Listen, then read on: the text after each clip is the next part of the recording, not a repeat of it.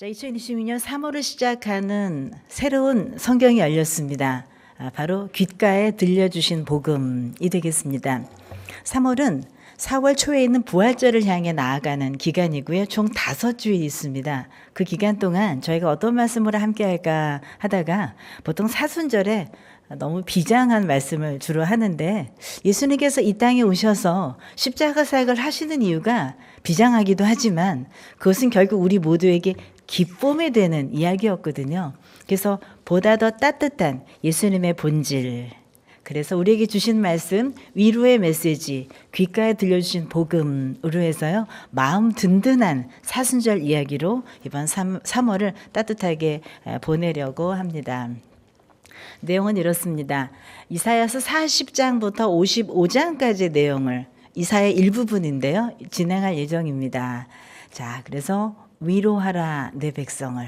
벌써 귓가에 들려질 때 마음 너무 좋지 않습니까? 두려워 말라 내가 너와 함께함이니라. 나오라 바벨론에서, 깨어라 시온이여. 그리고 마지막 고난주간에는 고난의 종 우리를 살리다 라는 말씀으로 우리 마지막 주일을 준비합니다. 주님께서 우리 귓가에 들려주시는 따뜻한 음성, 그리고 내 곁에 늘 있길 원하시는 주님의 따뜻한 이야기에 우리의 마음을 쏟으며 나아가 봅니다. 오늘 그 첫 번째 시간입니다. 위로하라 내 백성을. 귓가에 들리는 복음 시리즈의 첫 번째 이야기고요. 부제로 하나님의 위로를 받아야 하는 이유에 대한 이야기를 오늘 함께 말씀 가운데 나누겠습니다. 우선 아마 저희가 3월 본문으로 정한 이사야서에 대한 설명을 조금 드릴게요. 이사야서는 사실 장수가 많습니다. 66장까지 있습니다.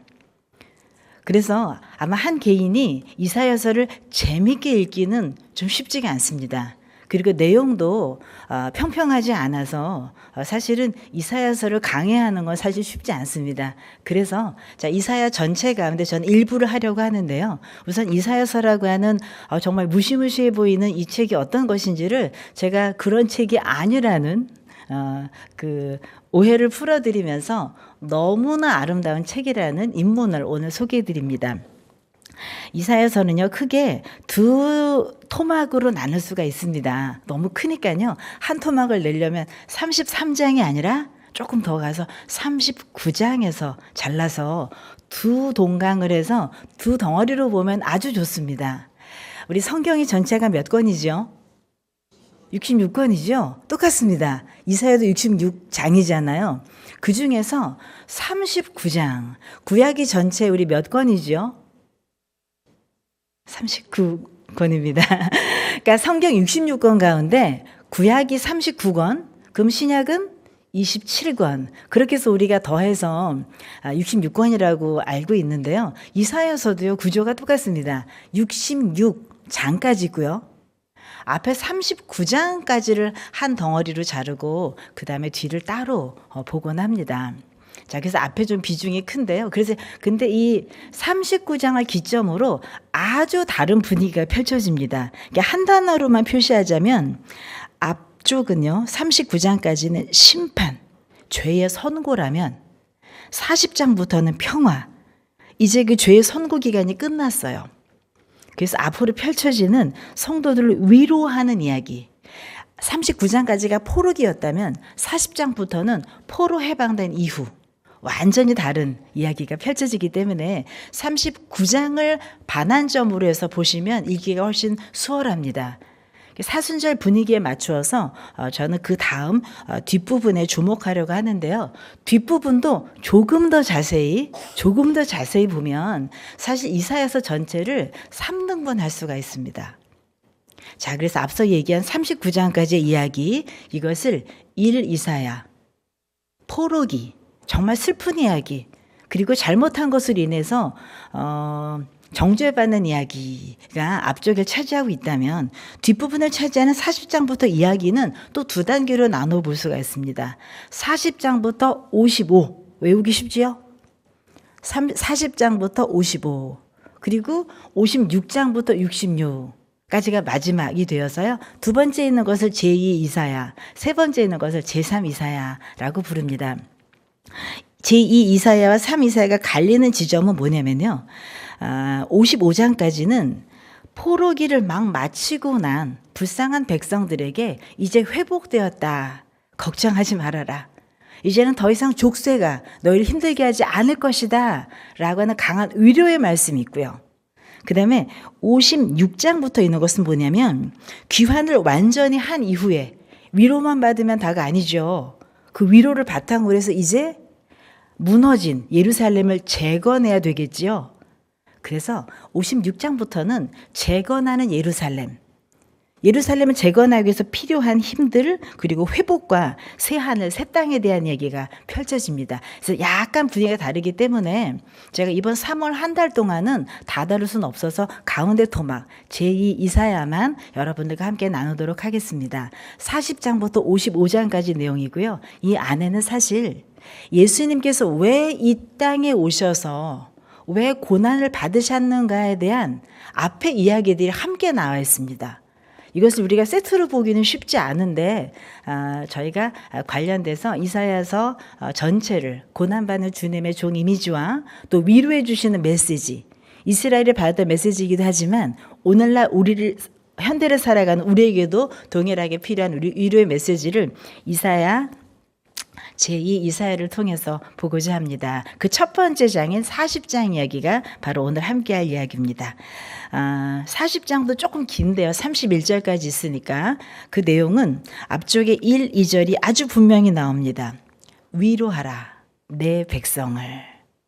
자, 그런데 이 메시지는 어디서 나오는 거냐면요. 아니 그럼 위로하라 내 백성을 말씀하시는 건 하나님, 화자는 예수님 하나님인데 그럼 청자 이걸 들어야 되는 사람은 누구지?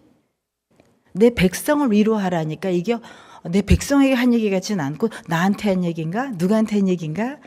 이 말자틀은 다가오지 않습니다.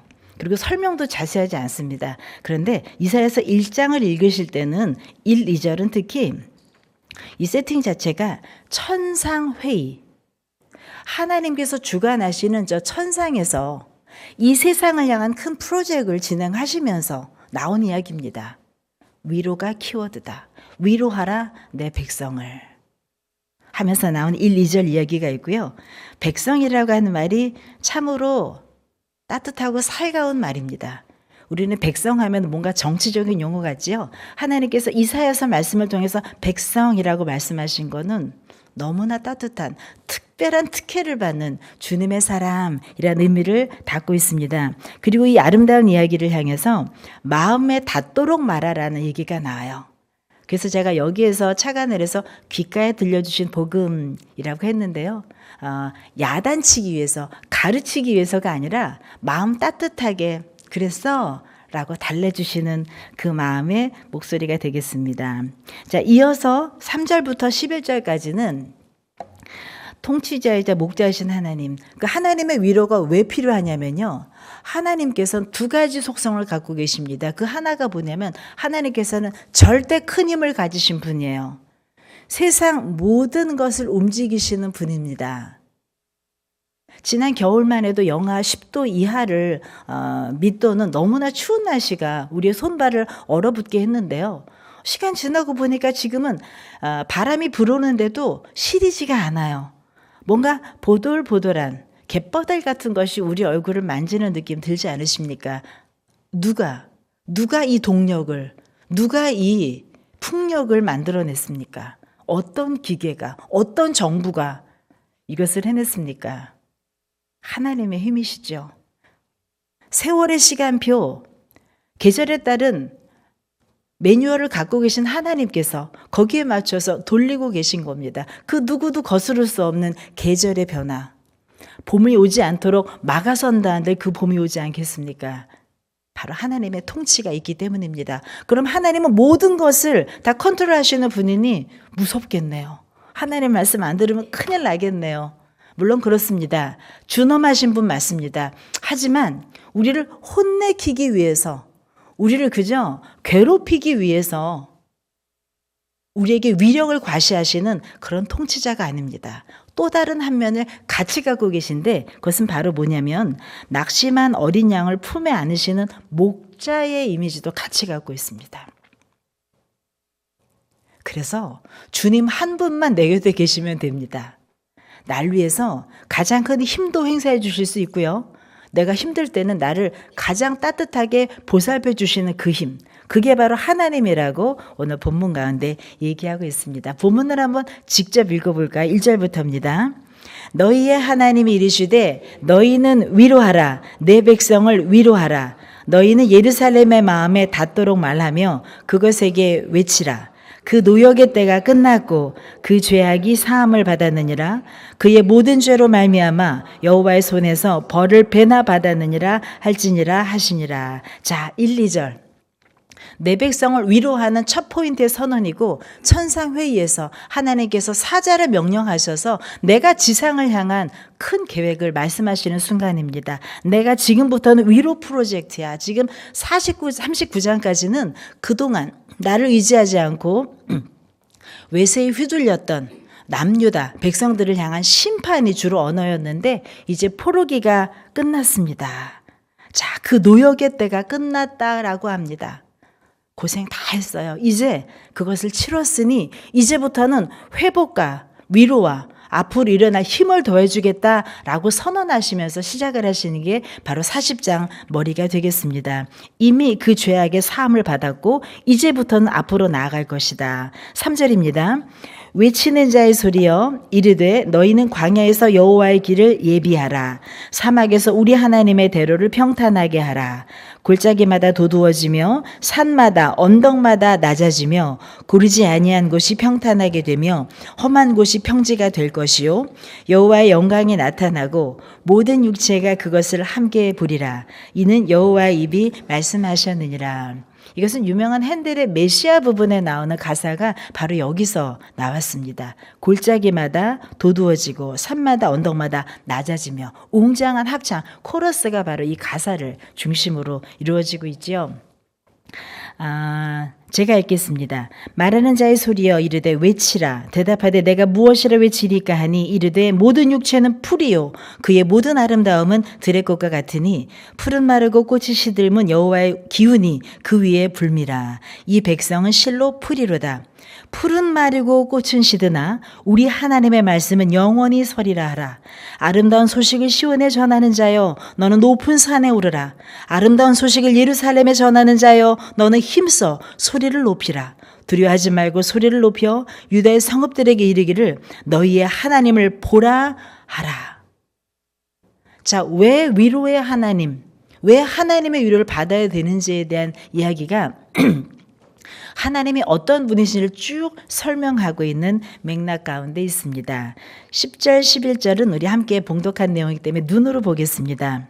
그러므로 주님께서는 그의 팔로 다스리시는 강한 통치자이기도 하시지만 11절, 목차같이 내가 외롭고 힘들 때 나를 보듬어 주시고 먹여 주시고 충전해 주시는 바로 온순히 따뜻히 인도해 주시는 인도자이시기도 하다는 거죠. 위로자를 잘 택해야 됩니다. 내가 위로받고 싶어서 누군가를 만났는데 엄청 혼만 난다. 그리고 가이드라인만 받고 너네 이렇게 못 살았냐고 그런 얘기만 듣는다. 그러면 그게 위로가 될까요? 아마 마음 다 잡고 왔다가도 마음이 무너지는 순간이 있습니다. 하지만 하나님은 강한 통치와 나를 향한 큰 권위도 갖고 계시지만 나의 여린 맘, 누구도 붙들어 줄 수 없는 정말 떨리고 힘든 마음을 다 생채기 난 그것까지도 다 호 불어가면서 감싸주시는 우리의 목자가 되신다는 겁니다. 최고의 위로자 하나님, 바로 그분이 우리를 위로하시겠다고 합니다. 그 다음에 12절부터 나오는 이야기는 뭐냐면 하나님께서는 왜 우리가 하나님의 위로가 필요하냐면 하나님이 보통 분이 아니시라는 거예요. 우리가 이 세상을 살면서 위로받기 위해서 의지하는 많은 대상이 있어 왔는데 하나님은 워낙 독보적이고 비교 불가한 영역이다라고 하는 표현을 아주 여러 가지 가정법을 동원하면서 그 피부에 와닿는 표현으로 26절까지 이어지고 있습니다. 그 표현을 한번 제가 12절부터 쭉 제가 읽어드리겠습니다. 하나님의 위대하심을 설명하는 겁니다. 반어법적으로. 누가 손바닥으로 바닷물을 헤아렸으며 뼘으로 하늘을 쟀으며 땅의 티끌을 되에 담아 보았으며 접시 저울로 산들을 막대 저울로 언덕들을 달아 보았으랴. 자, 한 절만 읽어봤는데 어떻습니까? 벌써 하나님 하면 이미지가 어마어마한 거인이 생각나지 않으세요? 엄청 크신 분, 그저 광대하신 것이 아니라 비유를 이렇게 하고 있습니다. 13절입니다. 누가 여호와의 영을 지도하였으며 그의 모사가 되어 그를 가르쳤으랴. 그가 누구와 더불어 의논하셨으며 누가 그를 교훈하였으며 그에게 정의 길로 가르쳤으며 자식을 가르쳤으며 통달의 도를 보여주었느냐. 가장 지혜로우신 하나님을 얘기합니다. 15절 표현도 인상적입니다. 보라, 그에게는 열방이 통의 한 방울 물과 같고 저울의 작은 티끌 같으며 섬들은 떠오르는 먼지 같으리니. 세상 온 나라를 합쳐도 통 속에 있는 물 한 방울 같다는 것입니다. 그분의 크신 위엄에 비하면 바로 그런 분, 우리가 감히 헤아리거나 측량할 수 없는 바로 그분이라고 얘기하고 있습니다. 16절, 레바논은 땔감에도 부족하겠고 그 짐승들은 번제에도 부족할 것이라. 레바논이 그때만 해도 큰 나라였는데요. 레바논 그 전체를 땔감하기도 아이고 작다. 그분의 크신 위엄에 비하면 하고 성경적 인상적인 표현이 이루어지고 있습니다. 17절만 읽어볼까요?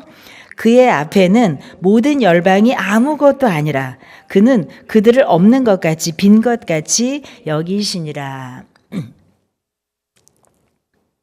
아이고, 제가 이걸 못 보여드렸네. 네. 그리고 18절입니다. 그런즉 너희가 하나님을 누구와 같다 하겠으며 무슨 형상을 그에게 비기겠는가. 하나님의 위대하심을 얘기합니다. 그리고 사람들이 하나님의 위대하심과 착각을 했던 우상에 대한 얘기도 19절부터 얘기합니다. 우상은 장인이 부어 만들었고 장색의 금을 입혔고 또 은사슬을 만든 것이니라. 다 사람의 손이 가서 붓고 깎고 입히고 했던 작업으로 만들어진 너희의 피조물일 뿐이다.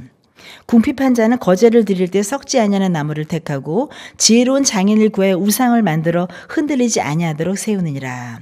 너희가 알지 못하였느냐? 너희가 듣지 못하였느냐? 태초부터 너희에게 전하지 아니하였느냐? 땅의 기초가 창조될 때부터 너희가 깨닫지 못하였느냐?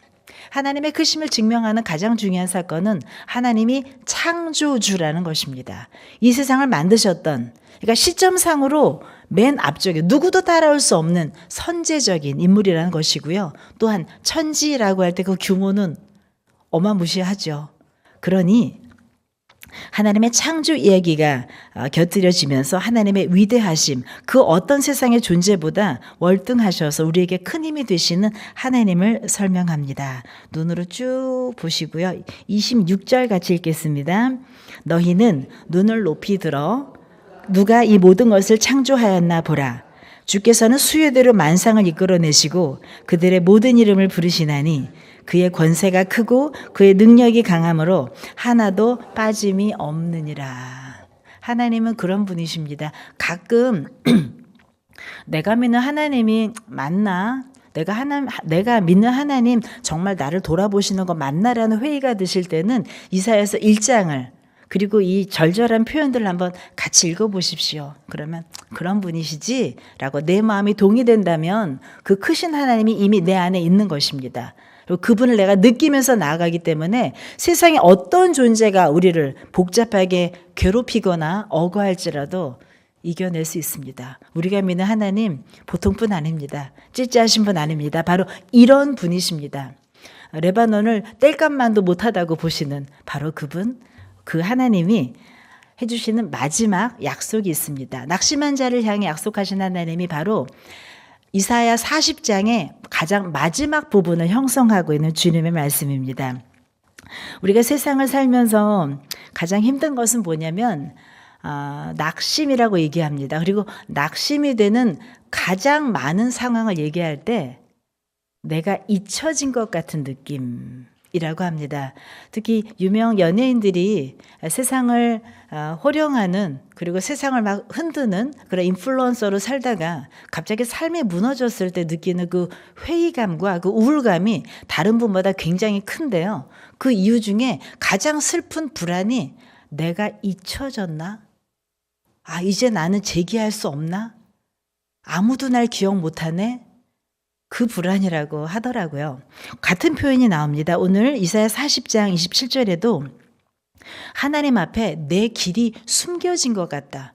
하나님 눈에 내가 가는 인생의 길이 아예 들어오지 않는 것 같다. 하나님 날 잊으신 거 아니야? 그런 낙심이 드는 상황을 상기해 주고 있어요. 하지만 하나님께서는 낙심의 언어를 잘 아시는 분으로 설명이 됩니다. 그리고 낙심을 한 사람을 향해서 끊임없이 힘을 주시는 분으로 나오는데요. 그 이유 중에 하나는 또 뭐냐면 하나님은 절대 피곤하지 않으신 분이라는 재밌는 표현도 나옵니다. 피곤하지 않으신 하나님. 하나님은 세상에 이렇게 많은 사람을 다 돌보시고 기도도 들으셔야 되는데 얼마나 피곤하실까. 내 기도 같은 건 잊으셨을지도 몰라. 내 길이 숨겨졌을지도 몰라가 아니라 절대 피곤하지 않으신. 아까 세상 누구도 비교 불가한 영역의 독보적인 가장 크시고 일찍 계셨고 규모가 크시면서 큰 위엄을 가진 바로 그분이시기 때문에 피곤하지도 않으시다라고 하는 이야기를 바로 1장 내내 해주고 있습니다. 그래서 아주 유명한 말씀이 사실 40장에 연결되어 있는데요. 어떤 맥락에서 나오는 이야기인지를 27절부터 쭉 읽겠습니다. 27절입니다. 야곱아 어찌하여 내가 말하며 이스라엘아 내가 이르기를 내 길은 여호와께 숨겨졌으며 내 송사는 내 하나님에게서 벗어난다 하느냐.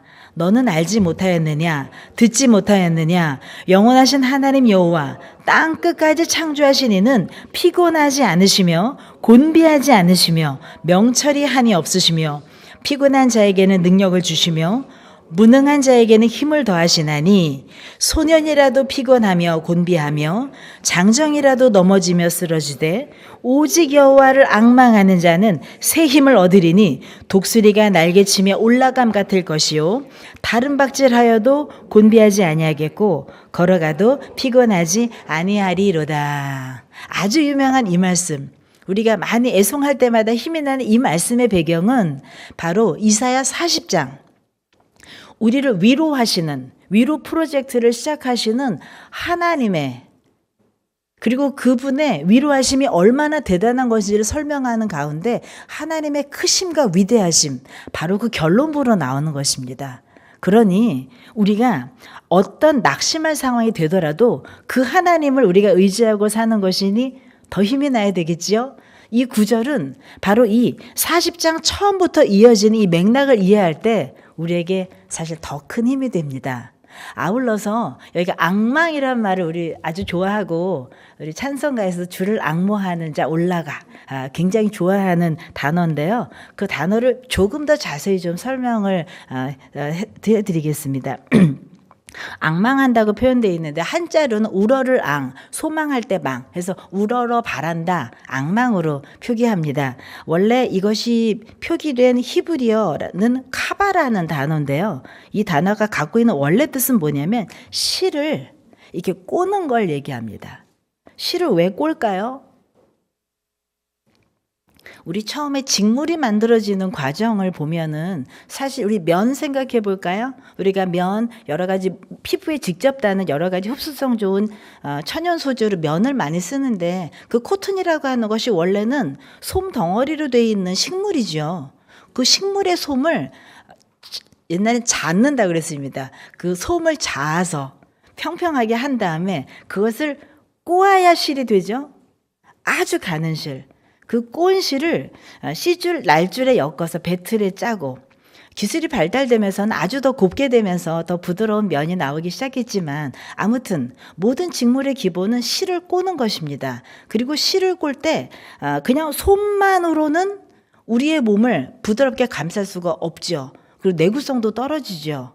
그렇기 때문에 실을 꼰다고 하는 것은 그것을 팽팽히 당겨주면서 그 긴장이, 그 텐션이 내구성도 더하지만 내가 떨어지지 않도록 잡아준다는 그 의미도 함께 갖고 있습니다. 그래서 카바, 앙망한다 그 말은 우리는 우러를 앙, 바란다 소망 그러니까 그냥 학수고대 약간 고개를 이렇게 빼고 그날이 언제 올래나 그러면서 이리 갔다 저리 갔다 뒷짐지고 그걸 앙망하는지 모르겠습니다만 진짜 앙망은 시선을 놓지 않고 그것을 바라보고요. 그냥 바라보는데 뉴턴이 사과가 언제 떨어지나 그냥 그 정도의 바라봄이 아니라 텐션이 있습니다. 줄을 팽팽하게 당겨서, 즉 내가 원하는 타겟과 지금 나 사이에는 실로 단단히 묶여 있어요. 근데 이것이 도망가지 않았으면, 내 곁에 머물렀으면 해서 그 실을 내가 꼭 붙들고 있는 것입니다. 너무 당기면 끊어질 것 같고요. 또 놔버리면 없어질 것 같은 그 불안 가운데서도 그 실을 다부지게 붙들고 있는 것, 그것이 바로 앙망이라는 생각이 듭니다. 수동적 체념이 아닌 능동적 기대를 얘기하고요. 하나님을 향해서 시선과 긴장을 늘 유지하는 것. 어떨 때는 하나님이 한없이 따뜻하게 해주시기도 하지만 어떨 때는 또 아유 하고 혼이 나기도 하죠. 혼내주신 하나님은 하나님이 아닌가요? 아닙니다. 통치자시잖아요. 그러므로 우리가 앙망하고 그 실의 줄을, 긴장을 갖고 붙들고 있다는 것은 하나님과 내가 단절된 관계가 아니라 끈끈이 붙들고 있으며 내 편에서도 하나님과의 관계를 유지하기 위해서 붙드는 노력이 필요하다는 것입니다. 그분을 바라보면서도 시편 130편 5절에 같은 단어가 쓰였습니다. 그런데 번역을 이렇게 했어요. 주는 내 구원의 하나님이시니 내가 종일 주를 기다리나이다. 그냥 기다리나이다 했지만 이것도 카바입니다. 긴장에 줄을 붙들고서도 놓지 않는 것. 하지만 붙어 있기 때문에 내 마음이 두렵지는 않은 것. 바로 그 상태를 얘기합니다. 그래서 이것이 원래 본문에는요, 분사형으로 앙망하는 자들, 하코윰이라고 그랬는데요. 앙망하는 자들은 피곤하지 않는다는 겁니다. 지금 이 순간도 줄을 놓지 않고 당기고 있는 사람들, 지금 이걸 놓지 않고 앙망의 대열에 있는 사람들을 바로 그렇게 이야기합니다. 고린도 후서 말씀 함께 나누고 싶습니다. 고린도 후서의 초반을 형성하는 말입니다. 고린도 교회로부터 정말 쓰라린 아픔을 당했던 이전의 사도 바울이 마음 아픔을 간직한 채 하지만 또 다른 희망을 갖고 쓰는 글의 서두가 되겠습니다.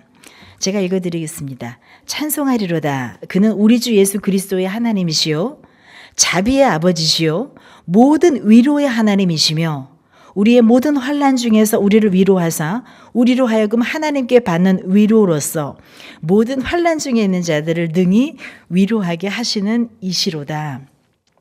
단 2절밖에 되지 않는데 위로라는 말이 몇 번 나왔어요? 벌써 4번이나 나왔습니다. 사실은 5절 가면 또 나오는데 제가 편의상 2절로 잘랐습니다. 잘 내용을 보세요. 위로인데 모두 다 같은 위로가 아닙니다. 모든 위로의 하나님, 이 위로는 누가 누구에게 주는 거예요? 하나님께서 우리에게 주시는 겁니다. 자, 그런데 하나님께 받는 위로, 그런데 맨 끝에 나오는 능히 위로, 그 위로는 조금 성격이 다릅니다.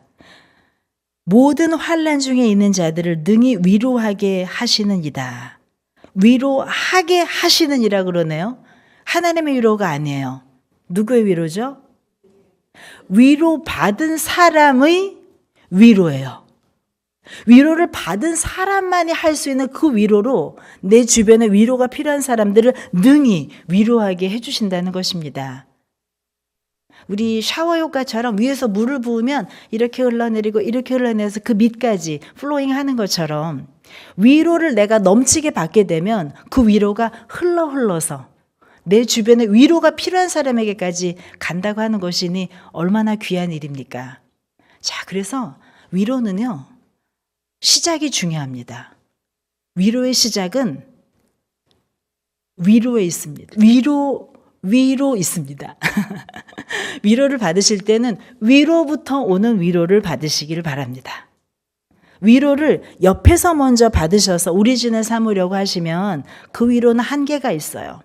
사람이 해주는 위로 잘해주시는 분 있지요. 너무 좋은 분 계십니다. 하지만 우리가 인간인 이상 그 위로는 바닥에 날 수밖에 없고요. 나중에 관계가 안 좋아질 수도 있습니다. 위로는 철저히 위로부터 받는 겁니다. 하늘 아버지께서 주시는 거기 때문에 오늘 이사야 40장 말씀도 바로 그겁니다. 위로의 하나님. 벌써 프로젝트 이름이 위로라니까요. 프로젝트명 위로. 천사들. 너네 이제 우리가 위로 프로젝트야. 자, 근데 위로가 가능한 이유 통치자이자 목자이시기 때문에.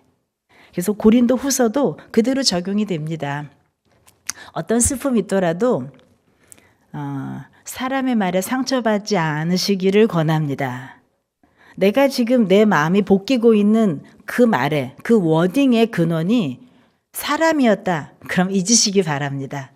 사람은 필요 않고 그럴 수밖에 없습니다.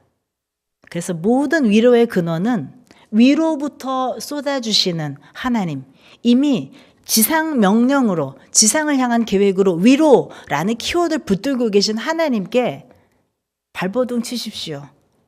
때로는 그냥 우셔도 괜찮습니다. 왜? 위로의 하나님이시기 때문입니다.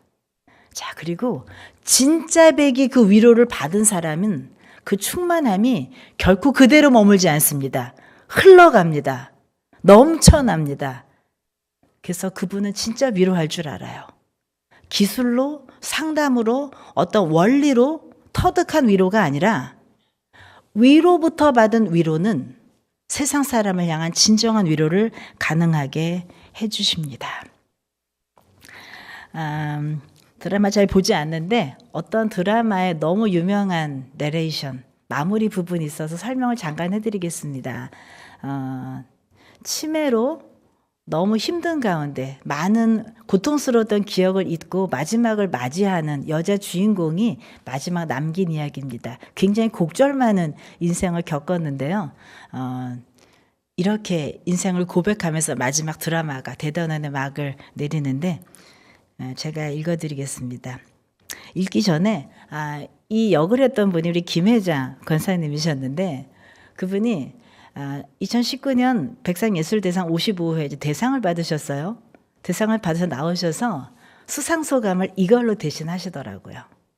근데 제가 너무 그 인상적이었던 건 이 수상소감을 말씀하시기 전 바로 그 짧은 순간 트로피를 받으면서 막 마이크 닫기도 전에 순식간에 나의 힘이 되신 여호와의 내가 주를 사랑하나이다 그러면서 딱 서시더라고요. 참 멋지셨습니다. 그렇게 많은 미디어가 집중되는 그 한가운데서 하나님에 대한 사랑을 고백하시고서 관계자, 스태프들에 대한 감사를 표하시는 것을 봤습니다. 처음에는 약간 타임슬랩 코미디 같이 시작이 되었는데 결국은 아픈 과거를 잊고 살았던 그리고 그걸 드라마처럼 기억했던 한 여자 주인공이 현실을 각성하게 되는 이야기로 끝납니다. 결국 치매로 마지막 순간을 맞이하는 인생 마지막 남긴 이야기고 먼저 간 남편을 해변에서 젊은 모습을 만나면서 끝나는 게 엔딩인데요. 이렇게 고백했습니다. 내 삶은 때론 불행했고 때론 행복했습니다. 삶이 한낱 꿈에 불과하다지만 그럼에도 살아서 좋았습니다. 새벽에 쨍한 차가운 공기, 꽃이 피기 전 부는 달큰한 바람, 해 질 무렵 우러나는 노을의 냄새, 어느 한 가지 눈부시지 않은 날이 없었습니다. 지금 삶이 힘든 당신은 이 모든 걸 누릴 자격이 있습니다. 대단하지 않은 하루가 지나고 또 별거 아닌 하루가 온다 해도 인생은 살 가치가 있습니다. 후회만 가득한 과거와 불안하기만 한 미래 때문에 지금을 망치지 마세요. 오늘을 살아가세요. 눈이 부시게. 누군가의 엄마였고 누이였고 딸이었고 그리고 나였을 그대에게 라고 하는 마지막 대사를 남기고 본인이 받았던 위로를 세상에 남기면서 우리 여주인공의 마지막이 장식되어 있습니다. 함께 기도했으면 좋겠습니다. 우리 크신 하나님의 위로를 받아서 세상을 향한 위로자로 살았으면 참 좋겠습니다.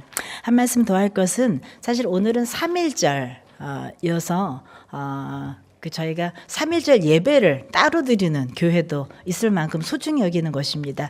3.1절의 의미는 교회와 관련된 것이 사실 1919년 상태에선 우리나라가 국권을 잃은 채 민족 말살 정치 들어가기 직전에 어려운 상황에 있었죠.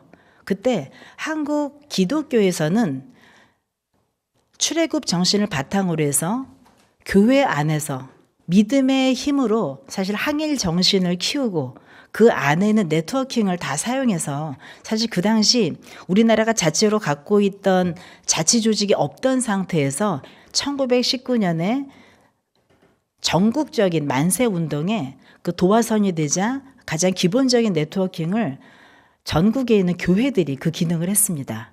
그리고 잘 아시는 것처럼 우리 민족대표 33인 중에 상당 부분이 우리 기독교에 있던 거 알고 계시죠? 바로 그 민족 혼이 또 애국하고 나라를 지키고 신사참배라고 하는 영적인 부분을 거스리는 그 영역까지 이겨내도록 한 유구한 세월을 거쳐서 저희가 45년 해방이 되었지요. 그래서 한국교회는 3.1절을 우리 신앙 행사로 여기고 아주 소중히 여깁니다. 아마 하나님께서 그 오랜 강제 통치 기간이 있는 동안 아마 여러 가지 우리나라의 가운데 있었던 마음은 하나님이 우리를 잊으셨나 보다라는 마음이었는지 모르겠습니다. 하지만 하나님께서 그 모든 것들을 역사의 수레바퀴 가운데 새롭게 만드시고 우리나라를 새로운 나라로 독립시켜 주시면서 놀라운 성장을 하는 바로 그 첫 출발점이 되기도 했었지요. 아마 우리나라의 발전한 기독교의 역사와 또 지금 양상에 대해서 모든 세계가 놀랄 정도로 이런 모습이 되어 있는 것은 그간 뿌려진 수많은 선교사님들의 노력과 또 그 노력들이 배태되어서 일제강점기에도 굴하지 않고 지켜왔던 민족 혼과 또 나라 사랑에 대한 정신 그리고 신앙 정신으로 우리나라를 새롭게 하고자 했던 그 많은 노력들이 이룬 땀방울이라는 그런 생각이 듭니다. 오늘도 우리 나라 주심을 감사하면서 오후에도 저희가 다락방 120 처음 기도를 하는데요. 교회와 나라를 위해서 하는 기도 그리고 개인 기도를 하는 시간을 가지려고 합니다. 이 시간 함께 기도하실 때 오늘 말씀을 놓고 기도하겠습니다. 비교 불가 영역의 통치자 하나님 앞에 무릎 꿇게 해주십시오. 지금까지 하나님을 향해서 서운한 것들이 많았던 분이 있다면 하나님만이 나를 위로해 줄 믿습니다. 세상의 어떤 언어로 나를 단언하더라도 주님께서 나를 위로하시고 통치자이자 목자로 나를 돌봐주실 것을 믿습니다. 앙망하게 해주십시오.